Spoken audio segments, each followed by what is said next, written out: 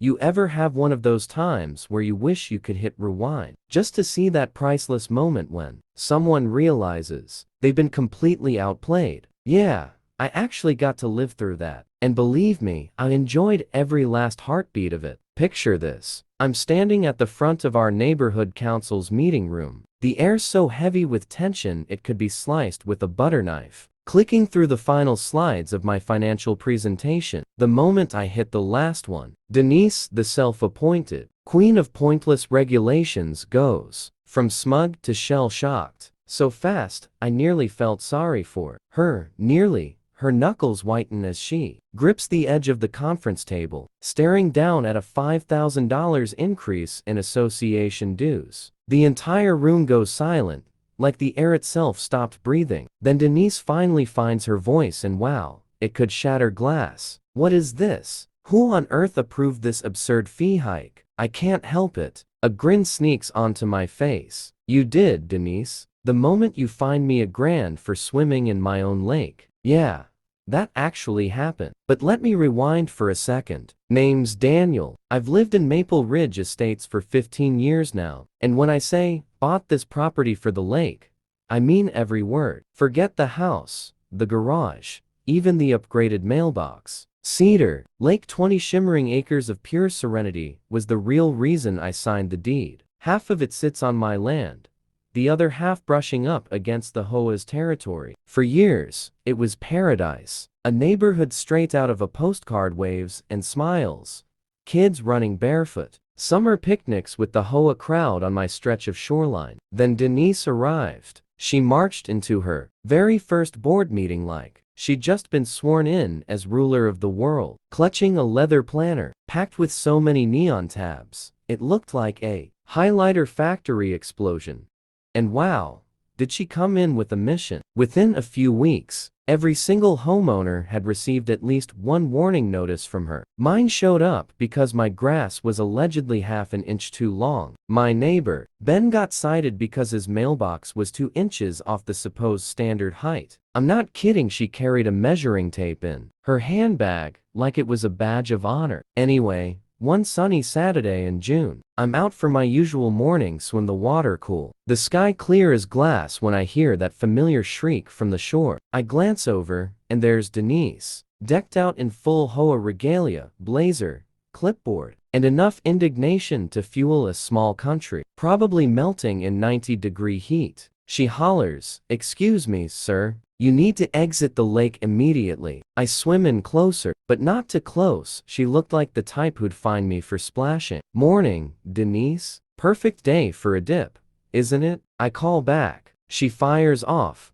"Swimming is strictly prohibited in community water bodies. Association Rule 7.3.9 clearly states all aquatic recreation requires prior board approval and liability insurance." I just floated there, blinking at her. "Denise, it's my lake. The deed says so." She adjusts those oversized designer sunglasses, the kind that have never seen a discount rack, and replies, "The association oversees all shared natural resources. Since this lake borders our property line, it falls under our jurisdiction." I shook my head, told her she might want to brush up on property law, and paddled back to my dock. Behind me, she's shouting, "We'll see what legal counsel has to say. Consider yourself formally warned." I figured that was the end of it. The paperwork was clear, my land, my water, but I had underestimated her persistence. Come Monday morning, receive a certified envelope stamped with the association's crest, 3 pages of official nonsense, accusing me of reckless endangerment of community assets, and slapping me with a $1,000 fine. Invented rules,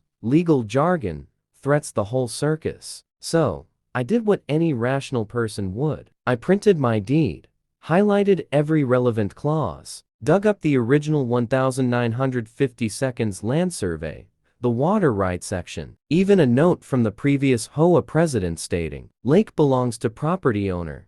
Then I hand-delivered the whole stack to Denise, who opened her front door, wearing a pastel pink blazer and an expression that could curdle milk. She must own a whole wardrobe of those pastel blazers. Barely glanced at the papers I handed her and said flatly, "The fine stands. The board has reached a decision." I asked, "And when exactly did the board meet?" She replied, "Emergency session." Found out later that meant her and her two closest allies probably camped out at a corner table in a coffee shop, sipping lattes while brainstorming new ways to make my life miserable. The letters didn't stop, they got bolder. Threats, notices, even rumors. Suddenly, neighbors were eyeing me like I was running a black market. Business out of my backyard. Mrs. Halvorsen, down the block, even asked if I was opening an unlicensed water park. That was my breaking point. I'd had enough. So, I switched gears. No more defense. I started digging through 3 decades of association files, contracts, bylaws, meeting notes, everything I could get my hands on. And then I hit gold. An easement agreement dated 1998,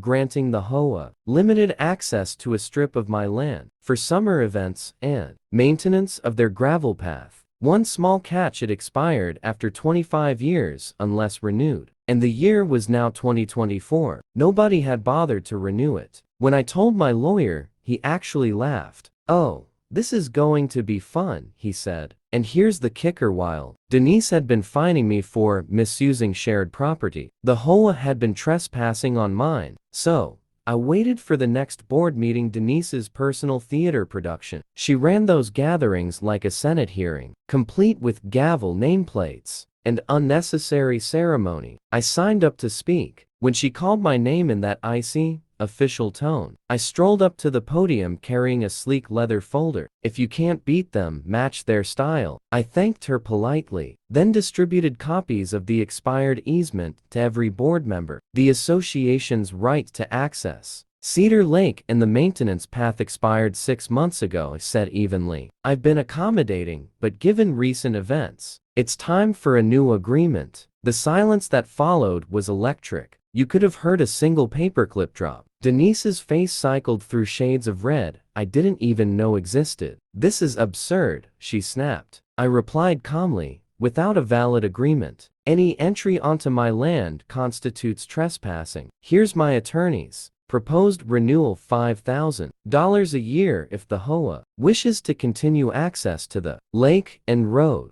That's market rate, by the way," I added. "Or you lose all access." Across the table, the treasurer Mark was already hammering away at his laptop, recalculating spreadsheets like his life depended on it. Denise was practically trembling. "You can't do this," she hissed. "Actually," I said, "I can. You've got 30 days to decide, or I install a gate." For the next 3 weeks, the neighborhood descended into chaos. Every resident who'd been giving me side eyes for months suddenly turned into an amateur financial analyst, calling for emergency meetings and posting wild Facebook rants about association overreach. Denise threw everything she had at me: cease and desist letters, citations, even claims of historic access rights. She even tried roping in the city, but they wanted no part of her drama. With just 2 days left on the clock, the board called an actual emergency session. The entire subdivision showed up at the community hall, standing room only, cameras live streaming the spectacle. Denise arrived dressed head to toe in black, looking like she was attending her own memorial service. And in a way, she was. The vote moved quickly, 4-1. Denise was the lone holdout.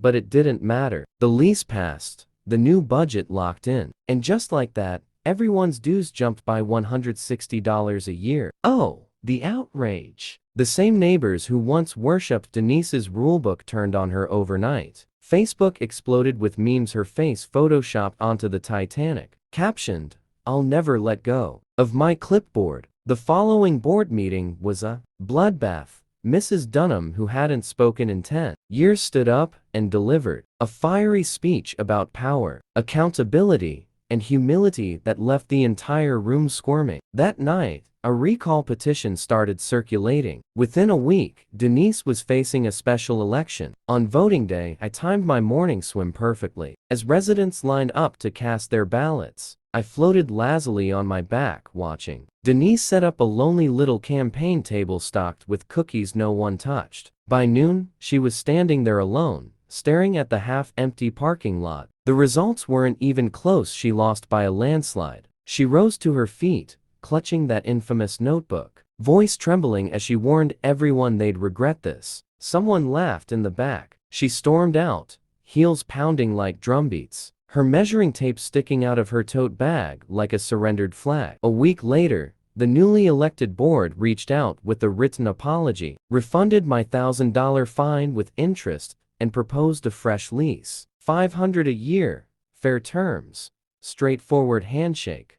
Deal. I didn't hesitate for a second. That evening, I installed a brand new sign down by the water, private property swimming allowed, and underneath, in tiny print that makes you lean in just to read it, neighborhood leadership not invited. Last I heard, Denise's house hit the market. Rumor is she landed a new job 3 counties away. Part of me hopes her next neighbors have a good sense of humor. As for me, I still take my swim every morning. Sometimes I just float on my back, eyes closed, remembering the look on her face when I dropped that $5,000 proposal in front of the whole room. She learned the hard way that even a sliver of unchecked authority can twist into something spectacularly foolish. And if there's one thing I'm certain of now, it's this: taking a dip in your own lake isn't a crime, clipboard or no clipboard. So, I'll throw it back to you. What would you have done? Would you have stood your ground, or let it slide in the name of neighborhood peace? Drop your thoughts below, because if this whole saga proved anything, it's that everyone's got an opinion when it comes to HOA justice.